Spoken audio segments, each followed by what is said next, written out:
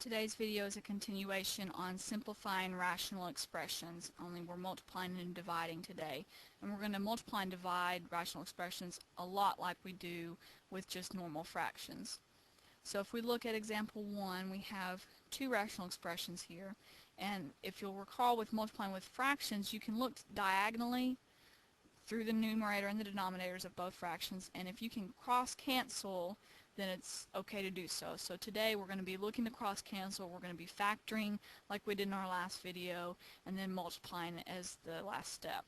So if I look here, there is nothing to factor, and there is nothing to cross-cancel. So I'm going to move to the next part, and I'm going to be multiplying these together. 3 times 4 is 12. And x times x squared gives me x to the third. There's nothing else I can do with this rational expression, and so 12 over x to the third will be my answer. In example 1b, there's nothing to factor. There are no GCFs. There's also nothing to look diagonally to cross-cancel, so we're going to multiply these together. Numerators will turn into x times x minus 3. And the denominator will be x plus 4 times x minus 2. Now sometimes you may have directions that say distribute and then write as your final answer, but for today's purposes in the video, we're just going to leave it like this. We will not be distributing, and so we're going to leave this entire thing as our answer since it does not simplify further. In example 2, this time I do have something I can factor. The denominator in my second expression will factor.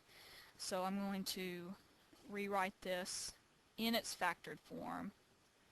First rational expression will stay the same.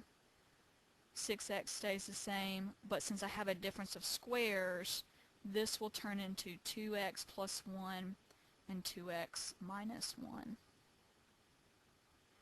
Now if I look to cancel diagonally, I see that I have a 2x plus 1 here and a 2x plus 1 down here. So we're going to cross those out, and when we do, they both turn into 1. If I look diagonally the other way, I see that I have 3 and 6. Both are divisible by 3, and since they're both monomials, it's okay to cancel these. 6 divided by 3 is 2. 3 divided by 3 is 1. Since I've factored and cross-canceled as much as I can, now it's time to multiply. So we take 1 times 2 times x. That gives me a 2x. The bottom, I have 1 times 2x minus 1. And that gives me a 2x minus 1. This is as far as I can simplify example 2, and we are done.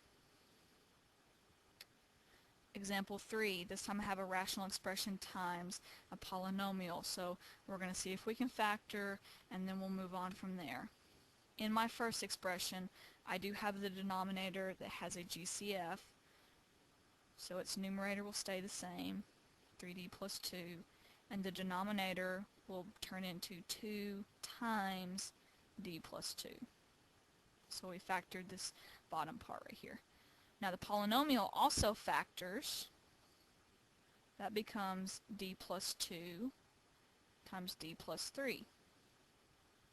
And if you'll recall, when you multiply a fraction and an integer together, sometimes it helps if we have a 1 underneath our integer. So we're going to do the same thing for a polynomial and put that over 1, and then do the exact same thing we just did for example 2. We'll look diagonally, and nothing will cross-cancel this way, but if I look this way, I do have 2d plus 2's. We'll cross those out. Both of those turn into 1. And now we're going to multiply together. My first binomial, I'm going to put it in its own parentheses, d plus 2. And I have a d plus 3 to put next to it. And then on the bottom, 2 times 1, that's just 2. Since we're not distributing, I'm going to stop right here. There's nothing else to simplify, and we are finished. Example 4 is different only in that this time we are dividing. So it says divide one rational expression by another, and we can even rewrite that by using our division sign this way. So we now have two rational expressions that are being divided by each other. And if you'll recall from dividing fractions, we used a method that I call keep, change, flip, in which we kept the first fraction the same, changed division to multiplication, and then flipped our second fraction into its reciprocal. So for example, if we had two fractions like 2/3 divided by 10/7, we would keep 2/3 the same if we were going to divide these, change division to multiplication, and then flip 10/7 and turn it into 7/10. And we would continue like normal and cross cancel if possible and then multiply these out. So we're going to do the same concept and use that with example 4. And what I like to do so that I don't forget before I even start thinking about factoring, I'm going to do the keep, change, flip. So we're keeping our first fraction the same. A squared plus 7a plus 10 over a minus 6. Change nothing about that first one. But we will change multiplication from our division. And the last step would be to flip our second expression. So we're going to make it its reciprocal. A squared minus 36 goes on top, and a plus 5 goes on the bottom. Okay. Now it's time to factor like we did in example 2 and example 3. I'll have a plus 2 times a plus 5 over a minus 6 for my first expression. And my difference of squares will turn into a plus 6, a minus 6 over a plus 5. Once I've got it factored, now it's time to see if I can cancel.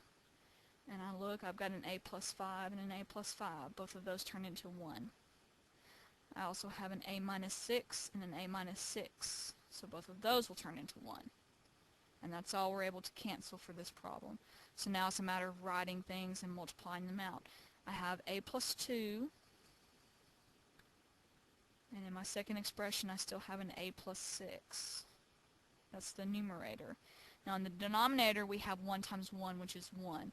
And we know that anything over 1 is not going to change. It's going to remain the same. So rather than me writing a plus 2 times a plus 6 over 1, I'm just going to leave it as it is and not even worry about that denominator.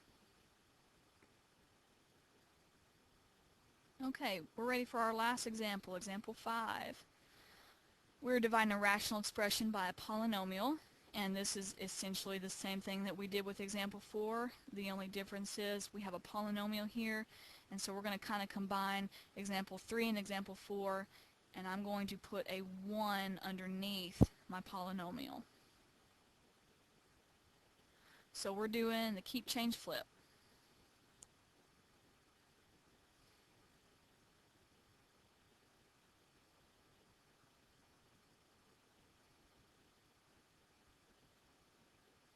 Change division to multiplication and flip your second expression.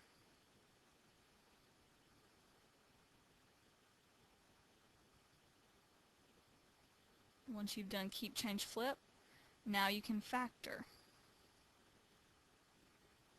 My first trinomial in the first expression will be x plus 1 times x plus 2. And 4x is just a monomial, so it'll stay. My second expression, 1 remains the same, and on the bottom I have a GCF of 5x. It leaves behind an x plus 1. Alright, the only thing to cross cancel in example 5 is our x plus 1's.